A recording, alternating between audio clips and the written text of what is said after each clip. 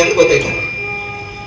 ಯಾರಂದ್ರ ಏನ್ ಹಳೆ ವಿದ್ಯಾರ್ಥಿಗಳು ಸ್ವಲ್ಪ ಇಕ್ಕೋತಿಗಳು ಹಳೆ ವಿದ್ಯಾರ್ಥಿಗಳು ಸೇರ್ಕೊಂಡು ಮಾಡಿದಿಲ್ಲ, ಅದ್ಭುತ ಕಾರ್ಯಕ್ರಮ, ಇಡೀ ರಾಜ್ಯಕ್ಕೆ ಮಾದರಿಯಾಗುವಂತ ಕಾರ್ಯಕ್ರಮ. ಅಂತ ಅದ್ಭುತ ಕಾರ್ಯಕ್ರಮಕ್ಕೆ ನಾವು ಬಂದಿವಲ್ಲ, ನಮ್ಮ ಸೌಭಾಗ್ಯ, ನಮ್ಮ ಪುಣ್ಯ. ನಾನೊಬ್ಬ DC ಆಗಿ ಬಂದಿಲ್ಲ, ನಾನು DC ಆಗಿ ಒಬ್ಬರಿ ಧಾರವಾಡದಲ್ಲಿ ಕೆಲಸ ಮಾಡ್ತಾ ಇದ್ದೀನಿ ಒಂದ್ ಸಣ್ಣ ಪೋಸ್ಟ್ ಅಲ್ಲಿ. ನಾ ಇಲ್ಲಿ ಬಂದಿದ್ದು DC ಆಗಲ್ಲ, ನಾನು ಒಬ್ಬ ವಿದ್ಯಾರ್ಥಿಯಾಗಿ ನಿಮ್ಮ ಜೊತೆ ಕಲಿಸಿದಂತ ಗುರುಗಳಿಗೆ ನಂದು ಒಂದಿಷ್ಟು ಅಳಿಲು ಸೇವೆ ಮುಟ್ಲಿ, ಅವ್ರದೊಂದು ಸೌಭಾಗ್ಯ ನಾನು ಒಂದ್ ಸ್ವಲ್ಪ ಕಣ್ ತುಂಬ್ಕೊಳ್ಳೋಣ ಅಂತ. ನನಗೆ ಉದ್ಘಾಟನೆಗೆ ಯಾಕೆ ಕರ್ಸಿದ್ರೋ ಗೊತ್ತಿಲ್ಲ. ಉದ್ಘಾಟನೆ ಮಹಾ ಅನ್ನುವಂತ ಸಂದರ್ಭದೊಳಗ, ಗುರು ಏನ್ ಮಹಾ ಅನ್ನುವಂತ ಕಾಲದೊಳಗ ಇಂತ ಒಂದು ಕಾರ್ಯಕ್ರಮ ಆಯೋಜನೆ ಮಾಡಿದಿರಲ್ಲ, ಆ ಕಾರ್ಯಕ್ರಮದ ಮೆಸೇಜ್ ಯಾರಿಗೆ ಕೊಡ್ಬೇಕಾಗಿತ್ತು ಅಂದ್ರ ಮುಂದಿನ ಪೀಳಿಗೆ ಕೊಡ್ಬೇಕಾಗಿತ್ತು. ಆ ವಿದ್ಯಾರ್ಥಿಗಳು ಇದ್ದಿದ್ರ, ಮುಂದಿನ ಏನು ಈ ಸದ್ಯ ಕಲಿಯಾಕತ್ತಾರಲ್ಲ ಆ ವಿದ್ಯಾರ್ಥಿಗಳು ಇದ್ದಿದ್ರೆ ಈ ಮೆಸೇಜ್ ಅವರಿಗೆ ಒಂದು ಸ್ಫೂರ್ತಿ ಆಗ್ತಿತ್ತು, ಅವಾಗ ಈ ಕಾರ್ಯಕ್ರಮ ಪೂರ್ತಿ ಆಗ್ತಿತ್ತು ಅನ್ನೋದು ನಂದೊಂದು. ಆಮೇಲೆ ಈ ಊರಿನ ಒಂದು ಕೀರ್ತಿ ಜಗತ್ತಿನಾದ್ಯಂತ ಪಸರಿಸ್ತಿತ್ತು. ಆಮೇಲೆ ಕಾರ್ಯಕ್ರಮ ಬಹಳ ಸೂಕ್ಷ್ಮ ಅಬ್ಸರ್ವ್ ಮಾಡ್ತೀವಿ ನಾವಲ್ಲ, ಗೆಸ್ಟ್ಗಳು ಬಂದ, ಯಾಕಂದ್ರೆ ನಾವು ನೂರಾರು ಕಾರ್ಯಕ್ರಮಗಳಲ್ಲಿ ಭಾಗವಹಿಸಿರ್ತೀವಿ. ಬಹಳ ಅಚ್ಚುಕಟ್ಟು ಎಷ್ಟೊಂದು ವಿಜೃಂಭಣೆಯಿಂದ ಖರ್ಚು ಮಾಡಿದಿರಿ, ಎಷ್ಟೊಂದು ಗ್ರ್ಯಾಂಡ್ ಆಗಿ. ನಾವು ಪ್ರೈಮರಿ ಹೈಸ್ಕೂಲ್ ಇದ್ದಾಗ ಅಷ್ಟ ನಮಗ ಯೂನಿಫಾರ್ಮ್ ಅದಾವ ಅಂತ ಅನ್ಕೊಂಡಿದ್ದೆ. ಈಗ ಎಲ್ಲ ಅವುಗಳು ಮತ್ತು ಇವರೆಲ್ಲ ಹಾಕೊಂಡಂತ ಯೂನಿಫಾರ್ಮ್ ಇವತ್ತಿಗೂ ಯೂನಿಫಾರ್ಮ್ ಬಿಟ್ಟಿಲ್ಲ ಅವ್ರು.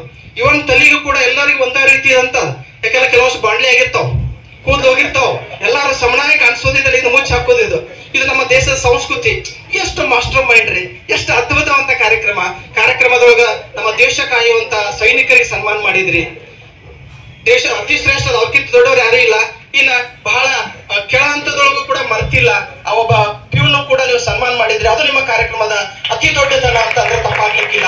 ಜೊತೆಗೆ ಮುಂದೆ ಹೋಗ್ತಕ್ಕಂತ ಭಾವಿ ಪ್ರತಿಭೆಗೂ ಕೂಡ ಪುರಸ್ಕಾರವನ್ನ ರೂಪದಲ್ಲಿ ಸಲ್ಲಿಸಿದ್ರಿ. ಎಂತ ಅದ್ಭುತ ಕಾರ್ಯಕ್ರಮ, ಇಂತ ಒಂದು ಅದ್ಭುತ ಕಾರ್ಯಕ್ರಮ.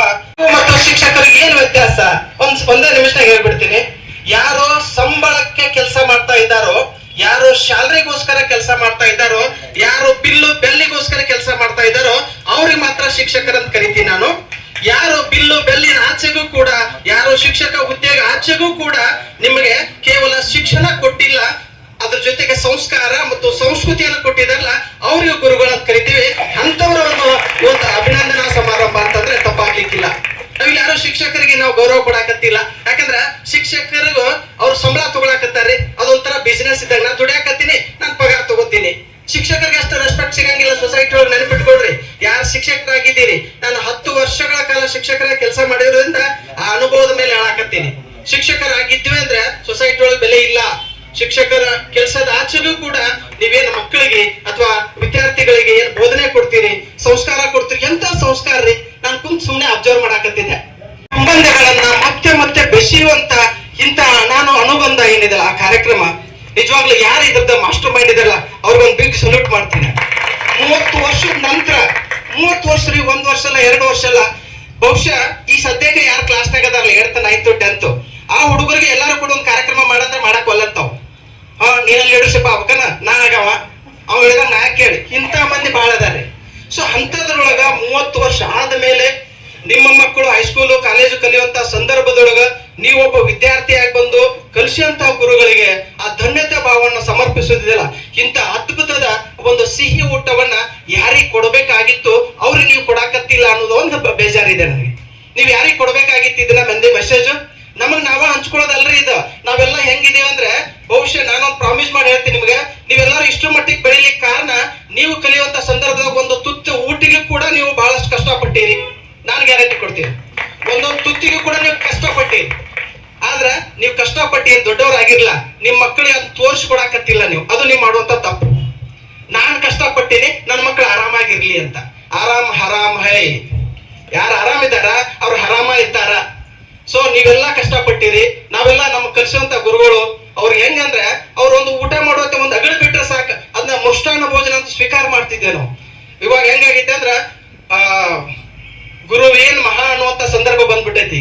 ನೀವು ನಿಮ್ಮ ಮಕ್ಕಳು ಮೊಮ್ಮಕ್ಕಳು ಆಗೋ ಲೆಕ್ಕ ಕದೀರಿ. ಇಲ್ಲಿ ಬಂದಾಗ ಎಲ್ಲರೂ ಚಪ್ಪಲಿ ಒಬ್ರು ಹಾಕೊಂಡ್ ಬಂದಿದ್ದಿಲ್ಲ. ನಾನು ಯಾರ ಸ್ವಾಗತ ಕಾರ್ಯಕ್ರಮ ಮಾಡಕ್ ಬಂದಿದ್ರಲ್ಲ ಮಹಿಳಾ ಮಣಿಗಳು, ಅವ್ರದ್ದು ಕಾಲಗಳನ್ನ ನೋಡ್ತಾ ಇದ್ದೆ, ಒಬ್ರು ಚಪ್ಪಲಿ ಹಾಕೊಂಡ್ ಬಂದಿದ್ದೆ. ಎಂತ ಸಂಸ್ಕಾರ!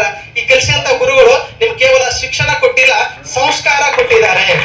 ಒಬ್ರು ಸರ್ ಬಂದ್ರು, ಅವ್ರನ್ನ ಹತ್ತಿಸ್ಕೊಳ್ಳಿಕ್ಕೆ ನಮ್ಮ ಮನೆಯೊಳಗೆ ನಮ್ಮ ಅಪ್ಪ ಒಂದ್ ಸೈಡ್ ಅಷ್ಟು ಕಾಳಜಿಯಿಂದ ಹಚ್ಚಿರಲ್ಲ, ಅದಕ್ಕಿಂತ ಉತ್ತಮವಂತ ಕಾಳಜಿಯಿಂದ ನೀವು ಹಚ್ಚಾಕತ್ತೀರಿ ಅಂದ್ರೆ ನಿಮ್ ಕೇವಲ ಶಿಕ್ಷಣ ಕೊಟ್ಟಿಲ್ಲ, ಸಂಸ್ಕಾರ ಕೊಟ್ಟಾರ. ಅಕ್ಕಿ ಹೋಗಿ ಅನ್ನ ಮಾಡಿದ. ನೀವು ಕೇವಲ ಅಕ್ಕಿ ಆಗಿಲ್ಲ, ನೀವೇನಾಗಿದ್ರಿ? ಅನ್ನ ಆಗಿದ್ರಿ. ಇನ್ನೊಬ್ಬರಿಗೆ ಬಾಯಿಯೊಳಗೆ ಹಾಕ್ತಕ್ಕಂಥ ಆಹಾರ ಆಗಿದ್ದೀರಿ. ಅಷ್ಟು ಮೃದುವಾಗಿದ್ದೀರಿ. ಇಂತ ನಿಜವಾಗ್ಲೂ ಒಂದು ಬೇಜಾರಿದೆ, ಅದನ್ನ ಹೇಳಬೇಕು ನಾನು. ಇಷ್ಟೊಂದು ಇಡೀ ಸೊಸೈಟಿಗೆ, ಇಡೀ ಜಗತ್ತಿಗೆ, ಇಡೀ ರಾಜ್ಯಕ್ಕೆ ಒಂದು ಅದ್ಭುತವಂತ ಸಂದೇಶ. ಯಾಕೆ ಸಂದೇಶ ಅಂತ ಹೇಳ್ತೀನಿ ಅಂದ್ರೆ, ಇವತ್ತಿನ ಕಾಲ ಹೆಂಗಿದೆ ಅಂದ್ರೆ, ಬುಕ್ ಓದುವಂತ ಹುಡುಗರು ಅಲ್ಲಿವು, ಫೇಸ್ಬುಕ್ ಓದುವಂತ ಹುಡುಗರು. ನಾವೆಲ್ಲ ಗಾಗಲ್ ಹಾಕೊಂಡು ಅಡ್ಡಾಡ್ತಿದೀವಿ, ಗೂಗಲ್ ಹಾಕೊಂಡು ಅಡ್ಡಾಡ್ತಿದ್ವಿ. ನಾವೆಲ್ಲ ಸಣ್ಣ ಸಣ್ಣ ಗ್ರಾಮಗಳಲ್ಲಿ ಓದಿ ಬೆಳೆದವರು ಈಗ ಇನ್ಸ್ಟಾಗ್ರಾಮ್ನೇ ಓದಾಕತ್ತ. ನಾವೆಲ್ಲ ಮ್ಯಾಪ್ ನೋಟ್ ಸ್ಟಡಿ ಮಾಡಿದವರು ಈಗ ಸ್ನ್ಯಾಪ್ನಾಗ ಸ್ಟಡಿ ಮಾಡಾಕತ್ತಾರ ಇವರೆಲ್ಲ. ಸೊ ನಾವೆಲ್ಲ ಪಾರ್ಲೇಜಿ ಕಾಲದವರು, ಇವ್ರು 2G 4G 5G ಕಾಲದವರು. ಸೊ ಅಂತ ಕಾಲದ ಮಧ್ಯದೊಳಗ ಸಂಬಂಧಗಳು ಹೆಂಗ ಆಗತ್ತಾವ ಅಂದ್ರ, ಹಿಂದೊಂದು ಕಾಲ ಐತ್ರಿ, ನಾವೆಲ್ಲ ಬಹಳ ಹಿತ್ತಾಳೆ ಪಾತ್ರೆ ಊಟ ಮಾಡ್ತಿದ್ದೀವಿ, ನಮ್ಮ ಸಂಬಂಧಗಳು ಅಷ್ಟೇ ಗಟ್ಟಿ ಆಗಿತ್ತು. ಮುಂದೆ ಬರ್ಬರ್ತಾ ಒಂದು 10 ವರ್ಷನಾಗ ನಾವು ಹಿತ್ತಾಳೆ ಪಾತ್ರೆ ಬಿಟ್ಟು ಮಣ್ಣಿನ ಪಾತ್ರೆ ಊಟ ಮಾಡತ್ತಿದ್ವಿ, ಸಂಬಂಧಗಳು ಇನ್ನಷ್ಟು ಗಟ್ಟಿ ಆಗಿದ್ದು. ಅದಾದ ನಂತರ ಮತ್ತೆ ಬರಾಕತ್ತು, ನಾವು ಸ್ಟೀಲಿನ ಪಾತ್ರೆಗಳು ಊಟ ಮಾಡಾಕತ್ತೀವಿ. ಅದು ಹೆಂಗ ಆಕತ್ತು ಅಂದ್ರೆ, ಸಂಬಂಧಗಳು ಸಣ್ಣ ಸಣ್ಣ ಮಾತಿಗೂ ಕೂಡ ಸೌಂಡ್ ಬಾಳ ಮಾಡಾಕತ್ತು ಸ್ಟೀಲಿನ ಪಾತ್ರೆಗಳು. ಮುಂದೊಂದು 10 ವರ್ಷನಾಗ ಹಿಂಗ್ ಊಟ ಮಾಡಾಕತ್ತೇವಲ್ಲ, ಆ ಊಟ ಮಾಡೋದು ಹೇಳಿದ್ರೆ ನಮ್ಗೆ ನಾಚಿಕ್ ಬರುತ್ತ. ಪೇಪರ್ ಪ್ಲೇಟ್ ನ ಊಟ ಮಾಡಾಕತ್ತೀವಿ, ಥರ್ಮಾಕೋಲ್ ಪ್ಲೇಟ್ ನ ಊಟ ಮಾಡಾಕತ್ತೀವಿ. ಸಂಬಂಧಗಳು ಯೂಸ್ ಅಂಡ್ ಥ್ರೋ ಆಗಾಕತ್ತಾವು.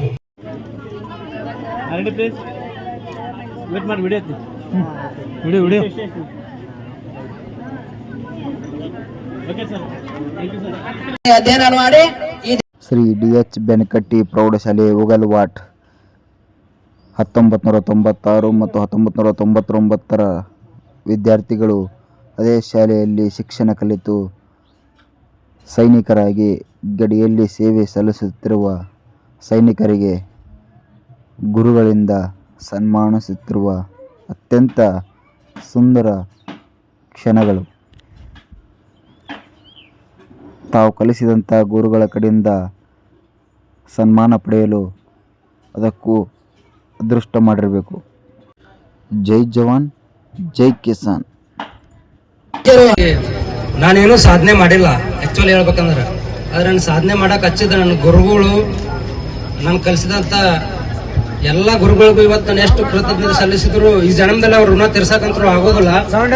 ಬಟ್ ಅವ್ರಿಗೆ ಯಾವುದೋ ಒಂದು ಇದರಿಂದ ನಾನು ಅವ್ರ ಕೃತಜ್ಞತೆ ಸಲ್ಲಿಸ್ತೇನೆ. ನನ್ನ ಎಜುಕೇಶನ್ 7th ಮುಗಿದ್ಮೇಲೆ ನಾನೇನೋ ಎಜುಕೇಶನ್ ಸಾಕಂತಂದು ಏನೋ ದನ ಕಾಯಕ ಅಥವಾ ದನ ಕಾಯ್ದು ಮತ್ತು ಆಡು ಕಾಯ್ದು ಮಾಡ್ತಾ ಇದ್ದೆ. ಆವಾಗ ನನಗೆ ಇವತ್ತ ಇಷ್ಟ ವೇದಿಕೆ ಮೇಲೆ ಇರುವಂತ RS ತಿಮ್ಮನಾಯಕರು ಸರ್ನ ನನ್ನ ಜೀವನ ಉದ್ದಕ್ಕೂ ನೆನೆಸ್ಬೇಕಾಗುತ್ತೆ. ಅವ್ರು ನನ್ನ ಕರ್ಕೊಂಡು ಬಂದು ಎಜುಕೇಶನ್ ಹಚ್ಚಿದ್ರು. ಅವ್ರು ಅವತ್ ನನ್ನ ಸಾಲಿಗೆ ಇಲ್ಲಿ ಹಚ್ಚಲಿಕ್ಕಂದ್ರೆ ನಾನು ಈ ಹುದ್ದೆಗೆ ಬರ್ತಿದ್ದಿಲ್ಲ. ಬಟ್ ನಾನು ಯಾವುದೇ ದೇಶವನ್ನು ಮಾಡಕ್ ಹೋಗ್ತಿದ್ದಿಲ್ಲ. ನನಗೆ ಇವತ್ತು ಏನೋ ಒಂದು ಐಡೆಂಟಿಟಿ ಕೊಟ್ಟಂದ್ರೆ ಇದೇ ಸ್ಕೂಲು. ಈ ಸ್ಕೂಲಿಂದನೇ ನಾವು 10th ಪಾಸ್ ಆದ ನಂತರ ಇಮಿಡಿಯೇಟ್ ಆಗಿ ನಾವು ಆರ್ಮಿಗೆ ಜಾಯ್ನ್ ಆದ್ವಿ. ಅದಾದ ನಂತರ ಒಂದು 17 ವರ್ಷ ಸರ್ವಿಸ್ ಮಾಡಿದೆ. ಸರ್ವಿಸ್ ಮಾಡಿ KS ಎಕ್ಸಾಮ್ ಬರೆದೆ, ಪ್ರಿಲಿಮ್ಸ್ ಮೇನ್ಸ್, ಆಮೇಲೆ ಇಂಟರ್ವ್ಯೂ ಬಂತು. ಇಂಟರ್ವ್ಯೂ ನನಗೆ ಕೂಡ ಮೇನ್ಸ್ ಪ್ರಿಲಿಮ್ಸ್ ಬರಬೇಕಾದ್ರೆ ನಾನು ಯಾವುದೇ ಕೋಚಿಂಗ್ ತಗೊಂಡಿದ್ದಿಲ್ಲ. ಬಟ್ ನನಗೆ ಮೇನ್ ಇಂಟರ್ವ್ಯೂಗೆ ಕೋಚಿಂಗ್ ಕೊಟ್ಟಂತ ಗುರುಗಳು, ನನ್ನ ಇಲಾಖೆಯ ಉಪಾಯುಕ್ತರಾದ ಶಂಕರ್ ಬೆಳುಬಿ ಸರ್ಗೆ ಇವತ್ತು ನಾನು ಕೃತಜ್ಞತೆ ಸಲ್ಲಿಸಬೇಕಾಗುತ್ತೆ.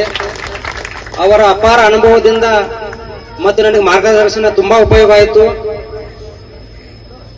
ಇನ್ನು ಈ ಶಾಲೆಯಲ್ಲಿ ಕಲಿಸಿದಂತ ಎಲ್ಲಾ ಗುರುಗಳಿಗೂ ಮುಖ್ಯವಾಗಿ ಲಾಮಾಣಿ ಸರ್ ಇರ್ಬೋದು, ಮೆಣಸಿನಕಾಯಿ ಸರ್, ಇವತ್ತ ನಮ್ಮ ಮಧ್ಯದಲ್ಲಿ ಅಕ್ಕಣ್ಣವ್ರು ಸರ್ ಇಲ್ಲ, ಅವ್ರನ್ನು ಕೂಡ ನೆನೆಸಬೇಕಾಗುತ್ತೆ.